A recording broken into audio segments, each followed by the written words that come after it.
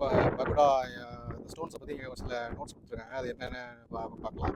ஆக்சுவலாக வந்து இந்த ஸ்டோன்ஸ் வந்து அந்த ராணி பேரை சொல்ல மாட்டேன். இந்த ராணியோட பேர் வந்து இங்கே கொரியா வந்ததுக்கப்புறம் அவங்க பேரை வந்து ஹோ ஹாங் ஓக் அப்படின்னு சொல்லி அவங்க பேர் வந்து சொல்கிறாங்க. அவங்க வந்து இந்தியாவிலேருந்து இங்கே ஆயுதாங்கிற ஒரு ராஜ்யத்தோட ராணி அவங்க இருந்திருக்காங்க. அவங்க இங்கே வந்து இங்கே குரோங்கிற ஒரு மன்னரை வந்து இங்கே கல்யாணம் பண்ணியிருக்காங்க. அவர் வந்து குரோங்கிறவர் யாருன்னா கிம்குவான் காயான்னு சொல்கிற ஒரு ராஜ்யத்தோட அரசர். அவங்க இங்கே வரும்போது வந்து இந்த கல்லை வந்து அவங்க படகுலையோ இதுலையோ வரும்போது அந்த விண்டு, அதாவது காற்று, இந்த கடல் வழியாக வரும்போது அந்த காற்றுலேருந்து ப்ரொடெக்ட் பண்ணுறதுக்காக இந்த ஸ்டோன்ஸ்லாம் எடுத்துகிட்டு வந்திருக்காங்க.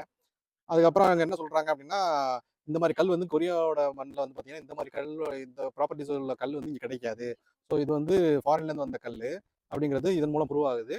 அப்புறம் வந்து இப்போ ரீசெண்டாக வந்து இந்த கல்லை வந்து 1900 இல்லை 1873 உள்ள ஒரு மேஜிஸ்ட்ரேட் தான் வந்து இது வந்து இங்கே வந்து மூவ் பண்ணி இங்கே வந்து வைக்கணும் அப்படின்னு வந்து ஆர்டர் போட்டு இங்கே வந்து வச்சுருக்காங்க இந்த கல்லை.